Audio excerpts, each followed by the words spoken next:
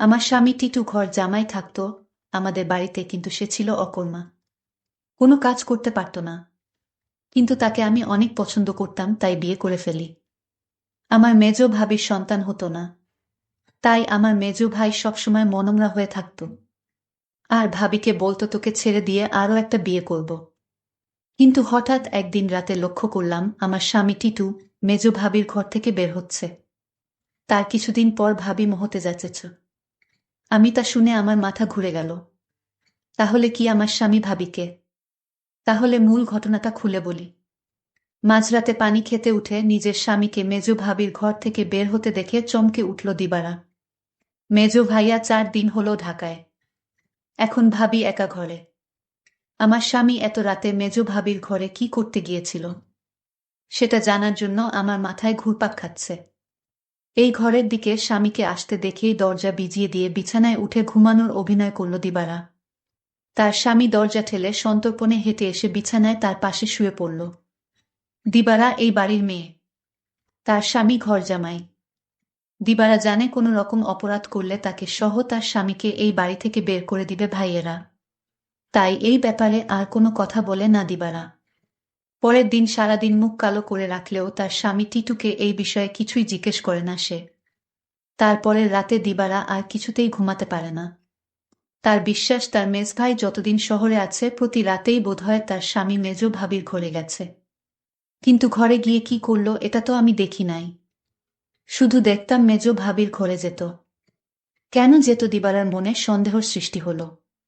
তার বিশ্বাসকে সত্যি প্রমাণিত করতেই যেন ধীরে ধীরে টিটু দিবারার পাশ থেকে গড়িয়ে মেঝেতে নামল।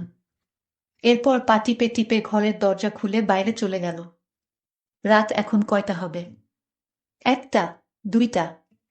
টিটু কোনো কাজ না জোগাড় করতে পারায় ভাইদের উপর নির্ভর করেই বেঁচে আছে তারা দুজন। দিবারা টিটুর এই অর্থ উপার্জনের অক্ষমতাটাই পুষিয়ে দেয়, সারাদিন গাধার মতো বাড়ির কাজ করে। সারাদিন কাজ করায় শরীর এতই ক্লান্ত হয় যে সারারাত মরার মতো ঘুমায় দিবারা। কয়বার টিটু তাপ্পড় দিয়েও দিবারার ঘুম ভাঙাতে পারেনি। তাই রাতে যে দিবারা জেগে থাকতে পারে এমন কোনো ভয় তার ছিল না বলা যায়। আর এই সুযোগে মেজ ভাবির ঘরে যেত। কিন্তু কেন যেত তা আমি কিছুই জানতাম না। পরদিন রাতে দিবারা ঘুমায়নি। সে রাতে জেগেছিল তার স্বামী কি করে তা জানতে। তখনই দেখল দিবারার স্বামী বিছানা থেকে ধীরে ধীরে উঠে গেল। ঘর থেকে বের হয়ে মেজ ভাবির ঘরে গেল। কিছুক্ষণ পর মেজ ভাবির ঘর থেকে চিৎকার শোনা যাচ্ছে। মনে হচ্ছে ভাবির এক অন্যরকম চিৎকার। আমি ভাবতে থাকলাম কি হতে যাচ্ছে এখানে। আমি কিছুটা আন্দাজ করতে পারলাম না আসলে ওই ঘরে কি হচ্ছে। টিটু চলে যেতেই বালিশে মুখ গুজে ফুপিয়ে কেঁদে উঠল দিবারা। সে তার স্বামীকে কত ভালোবাসে। সে কিনা করে সারা দিন তার জন্য, আর সে কিনা তার সাথে বিশ্বাসঘাতকতা করতে পারে। দিবারা ভাবল ওই ভাবির ঘরে কেন আমার স্বামী টিটু যায়, এটা আমার যে করে হোক জানতে হবে। পরের 2 রাত অনেক চেষ্টা করেও জেগে থাকতে পারল না দিবারা। সারাদিনের কাজের ধকলে এতই ক্লান্ত থাকত যে মাঝরাত পর্যন্ত বিছানায় শুয়ে জেগে থাকা তার পক্ষে অসম্ভব ছিল। তারপরে যখন মেজো ভাই চলে এলো তখন থেকে দিবারা কিছুটা নিশ্চিন্ত হল। তারও কয়েকদিন পর এক রাতে গভীর ঘুমে ঘুমিয়ে রয়েছে দিবারা। অনেক ধাক্কাধাক্কি করে তাকে উঠালো তার স্বামী টিটু। ঘুম জড়ানো ক্লান্ত কণ্ঠে দিবারা বলল, কি হয়েছে? এত রাইতে ডাকেন কেন? লাইটটা একটু জ্বালাও তো। সারাদিন কাম কইরা কুল পাই না। উনি আছেন তার চিন্তায়। এখন ঘুমান। এই বাড়ির সবচেয়ে অবস্থাপন্ন বলা যায় মেজু ভাই শহীদকে। তার স্ত্রীও অবস্থাসম্পন্ন ঘরের মেয়ে। শহীদ মিয়ার বড় চালের আড়তের ব্যবসা। গ্রামের দিকে হলেও শহীদের ঘরটা দেখার মতো। ইট সিমেন্টের দেয়াল আর টিনের দোচালা। তার ডান পাশে দুটো ইটের তৈরি ছাপরা ঘরে থাকে ছোট ভাই বাদল আর বড় ভাই জলিল। তাদের দুটো ঘরের মুখোমুখি উঠান পেরিয়ে একটা টিন আর বাঁশের তৈরি ঘর। এখানেই দিবারা আর টিটুর সংসার। দিবারা খুব চিকন আর কালো হওয়াতে বাবা মায়ের মৃত্যুর পর 3 ভাই অনেক খুঁজেও কোনো পাত্র পায় না। শেষমেশ এক ভব ঘুরে ভাদাইমা গোছের এই টিটুকে ঘর জামাই হিসেবে আনে।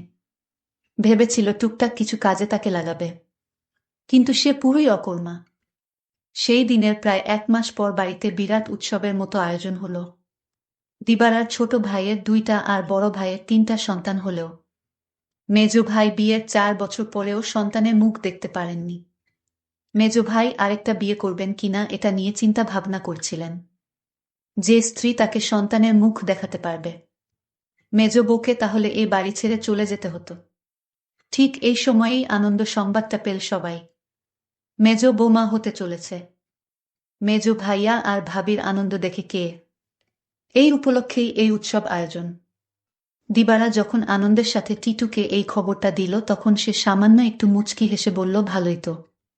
শুনছিলাম কোনো ফকিরের কাছ থেকে পানি পড়া নিচ্ছে। ফকিরটা কামেল। সেও কি যাবে নাকি সেই ফকিরের কাছে? কোথায় থাকে সে? যেখানেই থাকুক, তুমি যাবে কি না সেটা বলো। দিবারা বলল, আমার দরকার নাই। আমি সবই বুঝি, তুমি ভাবিরে ফকিরের কাছ থেকে পানি পড়া এনে দাও, এটা তোমার বানানো কথা। এটা আমি বিশ্বাস করি না। দিবারা আরো বলল, আমি একদিন তোমার এই রহস্য খুঁজে বের করব। আর যেদিন তুমি ধরা পড়বে সেদিন বুঝতে পারবে তোমার কি অবস্থা হয়।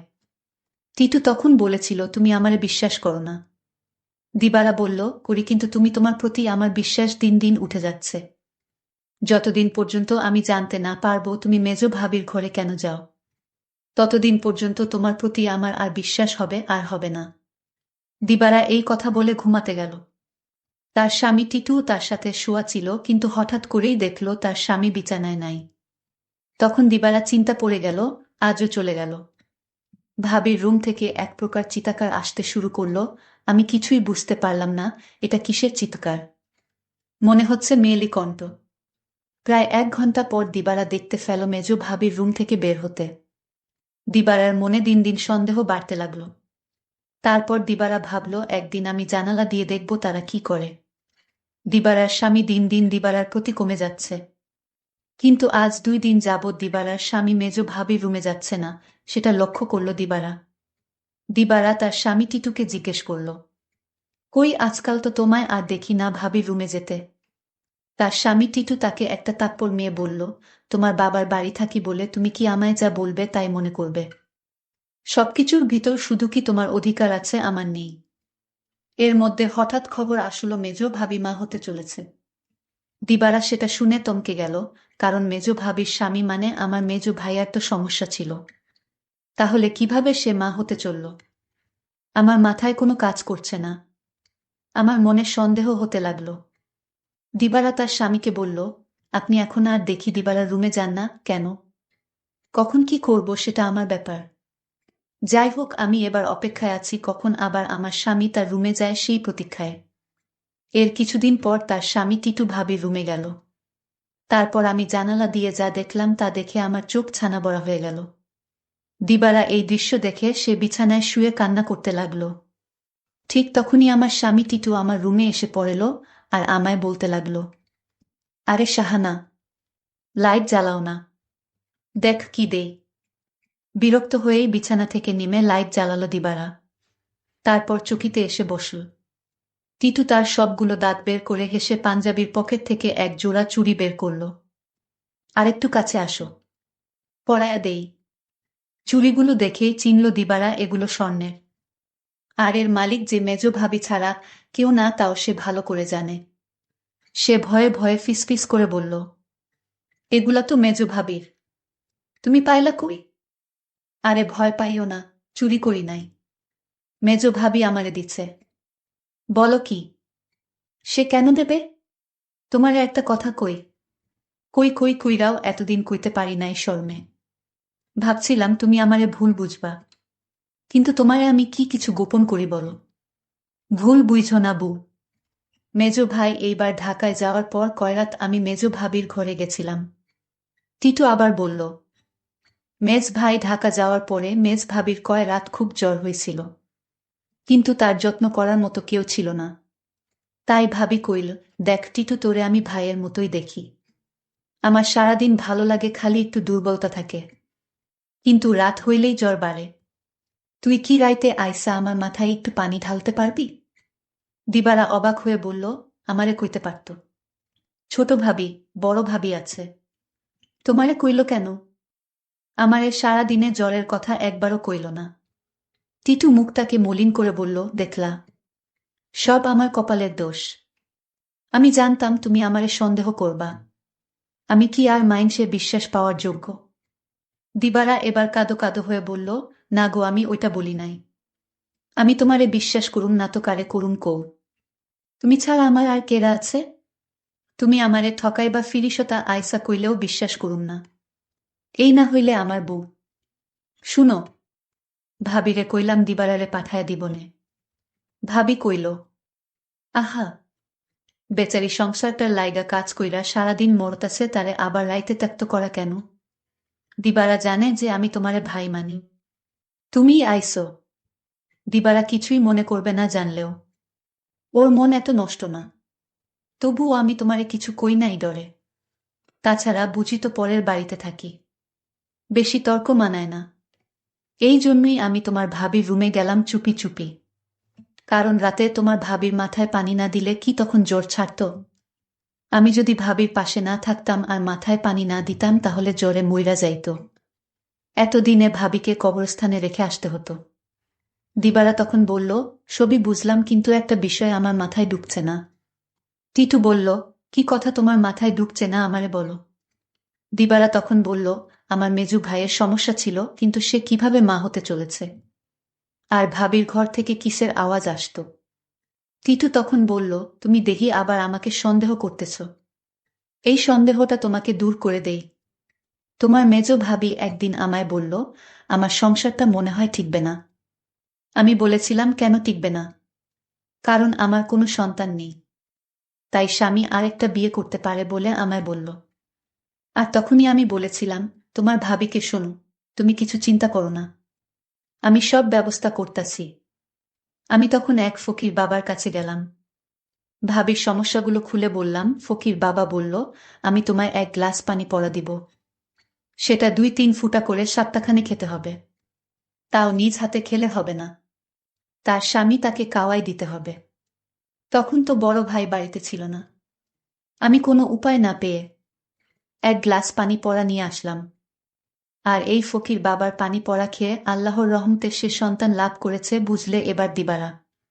আর ভাবির ঘর থেকে যে শব্দ আসতো সেটা ছিল এলইডির শব্দ। তুমি তো শুধু শুধু আমায় সন্দেহ করতে। দিবারার চোখ ভিজে উঠে। আহা, তার এই স্বামীকে আর ভাবিকেই নাকি সে ভুল বুঝেছে। কি বাজে চিন্তাই না করেছে সেই রাতে তার স্বামীকে ভাবির ঘর থেকে বের হতে দেখে। সে সিদ্ধান্ত নেয় তার সহজ সরল এই স্বামীকে আর কোনোদিন সন্দেহ করবে না সে। টিটু বলল, আমি সেবা যত্ন করাতেই তো ভাবি সুস্থ হইয়া গেল। তাই তো খুশি হইয়া দিল এই চুরি জোড়া, কইল দিবারারে দিও। তবে দিনের বেলা এটা পইর না, সাহানা। বুঝি তো পরের ঘরে থাকি, 5 লোকে 5 কথা কইব। দিবারা তখন কেঁদে কেঁদে বলল, আমি তোমাকে অনেক কষ্ট দিয়েছি, তোমাকে অযথা সন্দেহ করেছি, আসলে তুমি নিষ্পাপ। দিবারা বলল, তুমি মেজ ভাবির ঘরে গিয়ে মেজ ভাবিকে মায়ের মতো যত্ন করে সুস্থ করে তুলেছে, এরকম স্বামী এখনকার যুগে পাওয়া বড় কঠিন। দিবারা বলল, আমায় ক্ষমা করে দিও তুমি। তুমি ক্ষমা না করলে আল্লাহ আমাকে ক্ষমা করবে না। টিটু তখন হেসে বলল, আমি তোমাকে ক্ষমা করে দিয়েছি। বন্ধুরা, আজকের গল্পটি কেমন লাগলো তা অবশ্যই কমেন্ট করে জানাবেন, আর এরকম নতুন নতুন ভিডিও পেতে আমার চ্যানেলটিকে সাবস্ক্রাইব করে পাশে থাকবেন। ধন্যবাদ।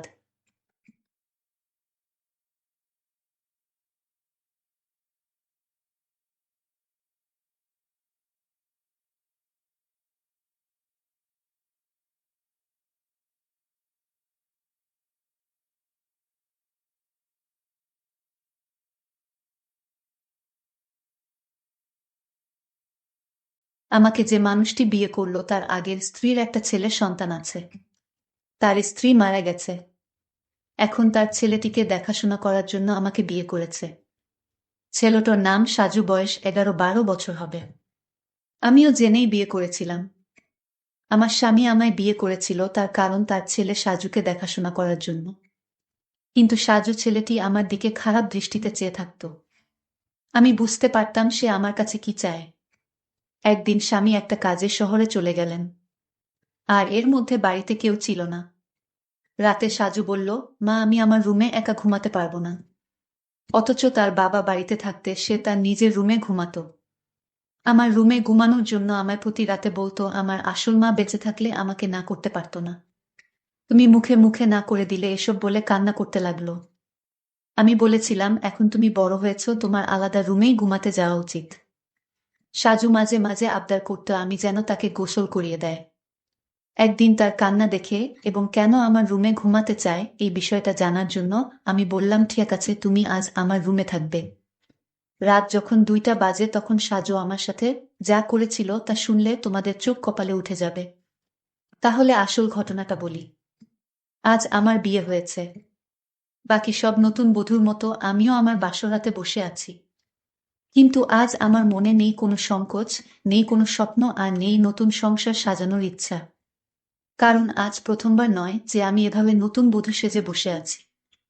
এর আগেও ছিল এরকম একটি রাত যে কারো জন্য এভাবেই বসেছিলাম। আজ হয়তো সব একই রকম, শুধু মানুষটি বদলে গেছে। হঠাৎ দরজা থেকে কারো আসার আওয়াজ শুনলাম। সে আর কেউ নয়, আমার নতুন স্বামী শাহজাহান। আমি উঠে সালাম করলাম। শাহজাহান বলল, সালাম করা লাগবে না, বরং আপনি বিছানায় যেয়ে শুয়ে পড়ুন, আমিও সোফায় শুয়ে পড়ি। সালমা বলল, না না, আপনি বিছানায় ঘুমান, আমি সোফায় থাকতে পারবো। শাহজাহান বলল, দেখুন, আমরা দুজনের কেউই এই বিয়েটা মানি না। দুজনেরই আলাদা আলাদা কারণ আছে বিয়েটি করার, কিন্তু আমরা একজন অন্যজনের সম্মান তো করি। আর আমি এরকম ব্যক্তি না যে নিয়ে আরামে বিছানায় ঘুমাবে আর কোনো মেয়েকে এভাবে সোফায় কষ্ট করে ঘুমোতে দিবে। আপনি আমার স্ত্রী, তাই আপনার খেয়াল রাখা আমার দায়িত্ব। আর আপনি যদি আমার এতটুকু সম্মান করেন তবে বিছানায় যেয়ে ঘুমিয়ে পড়ুন। আমিও মাথা নেড়ে সম্মতি দিলাম আর বিছানায় যেয়ে শুয়ে পড়লাম। এবার বলি আমাদের বিয়েটা কিভাবে হলো। মিস্টার শাহজাহান চৌধুরী শহরের অনেক বড় একজন ব্যবসায়ী। আমাদের বিয়েটা পরিবারের সম্মতিতেই হয়েছে। বলতে গেলে পরিবারের জন্যই হয়েছে। অবশ্য আমাদেরও অসম্মতি ছিল না। আজ আমরা দুজনে এক পবিত্র বন্ধনে আবদ্ধ, কিন্তু এ বন্ধনে কোনো মনের জায়গা নেই। কারণ আমাদের দুজনের মনেই যে অন্য কারো নাম আগে থেকেই লেখা। মানে দুইজনের মনই অন্য কারো মায়ায় জড়িত। অন্য কারো কাছে আমাদের মন বন্ধক রয়েছে। ভাবতেই চোখ দিয়ে এক ফোঁটা জল বয়ে গেল। বিয়েটা দুজনেই করেছি, কিন্তু এ বিয়েতে কোনো ভালোবাসা নেই, শুধু রয়েছে দায়িত্ব। তা নিয়ে আমাদের বিয়ের আগেই চুক্তি হয়েছিল। উনি আমার দায়িত্ব নিবে, আর আমি উনার পরিবারের আর উনার ছেলের। হে উনার ছেলে সাজু, উনার আর কলি আপুর ছেলে। কলি আপুকে তাই তো ভাবছেন? শাহজাহানের প্রথম স্ত্রী, তিনি এখন আর এই পৃথিবীতে নেই। 3 বছর আগেই ইহকাল থেকে পরকালে প্রস্থান করেছে। বিয়ের আগে তার ছবি দেখে জানতে পারলাম সে আর আমি একই ভার্সিটিতে ছিলাম, আর শাহজাহানও, তারা আমার সিনিয়র ছিল। শাহজাহানের সাথে কখনো দেখা না হলেও কলি আপুর সাথে প্রায়ই দেখা হতো। সরি দেখা বললে ভুল হবে, ঝগড়া হতো। উনি আমাকে তেমন একটা দেখতে পারতেন না, এর কারণ ও আছে, আমি অনেক দুষ্ট প্রকৃতির ছিলাম। আর উনার সব টাইটেল নাকি চুরি করেছিলাম তা উনি শুধু ভাবতেন অবশ্য। আজও হয়তো থাকলে আমার সাথে ঝগড়া করতেন, উনার স্বামীকে চুরি করেছি বলে অপবাদও দিতেন। কিন্তু উনার স্বামীর উপর তো আমার কোনো অধিকারই নেই, কারণ আমি উনাকে নিজের স্বামীই মানতে পারিনি। বিয়েটা করেছি শুধু পরিবারের জন্যে আর আকলিনের জন্যে। সাজু এখন 11 বছরের ছেলে, ক্লাস 5-এ পড়ে, দেখতে একদম তার বাবার মতো। যেমন সুন্দর তেমনই মায়াবী দেখতে, বিশেষ করে তার চোখ দুটি। শাহজাহানের ভাবি থেকে শুনেছি শাহজাহানের চোখে নাকি অনেক মায়া, কিন্তু কখনোই তাকাইনি, কারণ এখন আর কারো মায়ায় পড়তে চাই না। একবার পরে অনেক কেঁদেছি, আর কাঁদার ইচ্ছা নেই, আর না কষ্ট সহ্য করার ক্ষমতা আছে। থাক এসব বাদ দিয়ে এখন ঘুমিয়ে পড়ি। ঘুম থেকে উঠলাম সকালের আলো যখন চোখে এসে পড়ল। উঠে দেখি শাহজাহান এখনো ঘুমোচ্ছে, কিন্তু জানালা থেকে আসা আলো তার ঘুমে বিঘাত দিচ্ছে। তাই পর্দা বন্ধ করে নিয়ে আসলাম, এসে রেডি হয়ে বাইরে চলে আসলাম। এসে দেখি আমার শাশুড়ি মা আর ভাবি আগে থেকেই উঠেছে। মা, আরে বৌমা তুমি এত সকালে কেন? সালমা বলল, আসলে মা ঘুম ভেঙে গিয়েছিল তাই। ভাবি, তা ঠিক আছে, কিন্তু আমাদের নতুন বউ, না কোনো সাজ না কোনো গয়না। যাও পরে আসো। ভাবি, আসলে আমার সাজা পছন্দ না। ভাবি বলল, জানি, তাই তো গতকাল নিজের বিয়েতেও সাজনি। মা বলল, বিয়েটা কি তেমন ভাবে হয়েছে নাকি তোর দেবরের জন্য কিছুই করতে পারলাম না? ভাবি বলল, থাক মা, বাদ দেন। মা হম, আর আমাদের নতুন বউ তো এমনিতেই চাঁদের টুকরা, ওর সাজা গুজা লাগবে না। ভাবিস আমি বুঝি সুন্দর না? মুখ গোমরা করে মা বলল, তুইও খুবই সুন্দর। কিন্তু মা জানো, আমি ছেলে হলে ঠিকই আমার দুই ভাবির প্রেমে পড়তাম। পিছন থেকে এসে মাকে এসে বলল, ভাবি বলতো ছোট ভাবির প্রেমে পড়তি। অবশ্য আমিও পড়তাম, আমার জালটা এতই সুন্দর। সবাই হাসাহাসি করতিসে। সালমা বলল, মা আমি আপনাদের জন্য চা বানিয়ে আনি। মা বলল, আরে না, তুই বস, আমরা সব করব। সালমা বলল, মা আমার ভালো লাগে না এমনি বসে থাকলে। মা কিন্তু। সালমা, প্লিজ মা। ভাবি বলল, আচ্ছা তাহলে আমি সাহায্য করি, আর সাথে অনেক গল্পও করব, কেমন? সালমা, আচ্ছা। সালমা চা বানালো, আর রানু ও ভাবির সাথে গল্প করল। আসলে গল্প করছিল না, শুধু শুনছিল। চা বানানো শেষে নিয়ে আসে। এসে দেখে মা, বাবা আর শাহজাহানের ভাইয়া বসে আছে। বসে বসে গল্প করছে। সবাইকে চা দিল। বাবা, বাহ, অনেক মজা হইছে, তোমার মার চায়ের থেকেও মজা হইছে। ইমন, হ্যাঁ, অনেক অনেক ভালো হইছে। রানুকে একটু চা বানানো শিখিয়ে দিয়ে। কি বানায় টেস্ট ই বুঝি না। রানু, কি এত বড় কথা? কাল থেকে 7 দিন তোমার চা বন্ধ। ইমন, নানা, আমি তো দুষ্টুমি করে বলছি। তুমি তো জানো আমি চা ছাড়া থাকতে পারি না। এভাবে সবাই চা খেয়ে নিলাম। তারপর আমি আমার স্বামীর রুমে গেলাম, গিয়ে দেখি অবাক কাণ্ড। শাহজাহানের ছেলে, অর্থাৎ আমার স্বামীর ছেলে তো আমারই ছেলে, সে তো বড় দুষ্টু হয়ে গেছে অল্প বয়সে। মনে হয় পেকে গেছে। গিয়ে দেখি একটা পুতুল হাতে নিয়ে বলছে, তুমি কবে আমার হবে মা? আমার কবে আমায় কাছে টেনে নিবে? আমি যে আর সইতে পারছি না মা। আমি অবাক হয়ে তার কথাগুলো শুনতে পেলাম। কোনো মাকে সে চাই, আর মার কাছে তার কিসের চাওয়া? আর তার মা তো বেঁচে নেই। তাহলে আমাকে নিয়ে কিছু বলছে নাকি? এত ছোট ছেলে এই বয়সেই পেকে গেছে। কি বলছে কিছুই বুঝতে পারছি না। কিছুদিন পর আমার স্বামী ব্যবসার কাছে বাহিরে গেলেন কিছুদিনের জন্য। সাজু ছেলেটি আমার দিকে সবসময় এক অদ্ভুত দৃষ্টিতে তাকিয়ে থাকে। মনে হয় তার চোখের ভিতর হাজারো পিপাসা। আমি হঠাৎ জিজ্ঞেস করলাম, এই সাজু, তুমি এভাবে আমার দিকে তাকিয়ে কি দেখছ? আমি আপনার চেহারাটা দেখছি, আপনার চেহারায় এতটাই মায়া যে আপনার চেহারায় আমি একটা অদ্ভুত জিনিস দেখতে পাই। আমি তো তার কথা শুনে অবাক, এতটুকু বাচ্চা ছেলে এসব কি বলে? হঠাৎ আমাকে জিজ্ঞেস করে ফেলল, আচ্ছা মা, তুমি বাবাকে কেন বিয়ে করলে? আমি বললাম, দেখো তুমি ছোট মানুষ, আর তাই তোমাকে দেখাশোনার জন্য তোমার বাবা আমাকে বিয়ে করেছে। সাজু ইদানিং দেখছি আমার দিকে অদ্ভুত দৃষ্টিতে তাকিয়ে থাকে। আমি যেখানে যাই সেখানে আমাকে ফলো করে। আমি গোসল করতে গেলাম। সাজু বলতেছে, মা, অনেক দিন হলো আমার মা আমাকে গোসল করিয়ে দেয় না, আমাকে ভাতও খাওয়াইয়া দেয় না। মা, তুমি তো আমার মা, যেহেতু আমার আগের মা মারা গেছে। এখন আমার মা হিসেবে আমার আব্বু তোমাকে বিয়ে করে এনেছে মায়ের শূন্যতা পূরণ করার জন্য। মা, আমাকে তোমার হাতে গোসল করিয়ে দাও। আমি বললাম, দেখো সাজু, তুমি যখন ছোট ছিলে তখন তোমার মা তোমাকে গোসল করিয়ে দিত। আর এখন তো তুমি বড় হয়েছ, তুমি নিজ হাতে গোসল করতে শিখো। আর তুমি এখন বড় হয়েছে, তাই এখন আর আমি তোমাকে কিভাবে গোসল করিয়ে দেয়? তুমি নিজেই করতে পারবে বাবা। থাক মা, পর কখনো মা হয় না। আমি বুঝতে পারলাম আমাকে তোমার কোনো হেল্প করতে হবে না। এই বলে সাজু চলে গেল।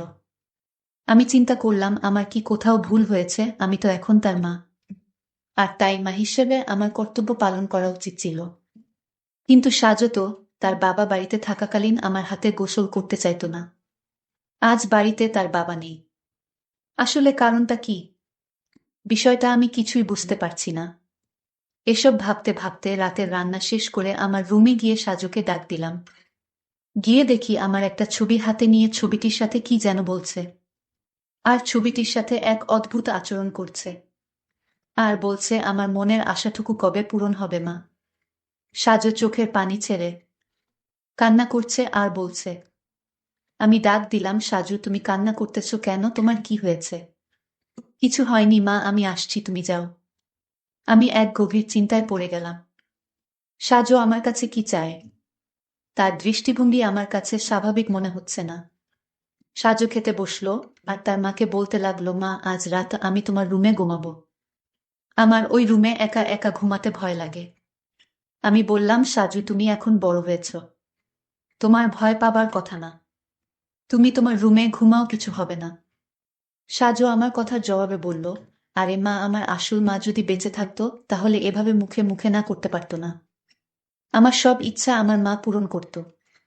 আচ্ছা সাজু, তোমার কাছে একটা প্রশ্ন, তোমার আব্বু যখন বাড়িতে ছিল তখন তুমি তো তোমার এসব আবদারের কথা বলতে না। এখন তোমার আব্বা বাড়িতে নেই আর এখন তোমার অনেক আবদারের কথা বলছো কেন বাবা? মা, তুমি আমার কষ্ট বুঝবে না? আমি তো কিছুই বুঝি না, সব তুমিই বুঝো। এসব কথা বাদ দিয়ে এখন ঘুমাতে যাও, রাত অনেক হয়েছে। সাজু চোখের পানি ছেড়ে তার রুমে চলে গেলেন। আর আমি শুয়ে শুয়ে সাজুর আবদারের কথা ভাবতে লাগলাম। সাজু আমার রুমে ঘুমাতে চায়, তার নাকি নিজের রুমে থাকতে ভয় করে। আবার বলে তাকে গোসল করিয়ে দিতে, আমার ছবিটি হাতে নিয়ে ছবিটির সাথে গুনগুনিয়ে কি জানি বলে। না, আমি কিছুই ভাবতে পারছি না। এসব ভাবতে ভাবতে আমার কিছুতেই ঘুম আসছে না। হঠাৎ সাজুর রুমে একটা আওয়াজ শুনতে পেলাম। আমি জানালা দিয়ে উঁকি দিয়ে দেখি ছবিটি হাতে নিয়ে ছবির সাথে এক অন্য রকম আচরণ করছে, আর মাঝে মাঝে হাসছে, আবার কান্নাও করতেছে। আমি এসব ভাবতে ভাবতে পাগলের মতো হয়ে গেলাম। কিছুতেই ঘুমাতে পারছিলাম না। কিন্তু হঠাৎ আমার মাথায় একটা বুদ্ধি এলো। আসলে সাজু আমার কাছে কি চায় তাই আমার জানতে হবে। তাই আমি সিদ্ধান্ত নিলাম, আমি আমার রুমে তাকে থাকতে দিব।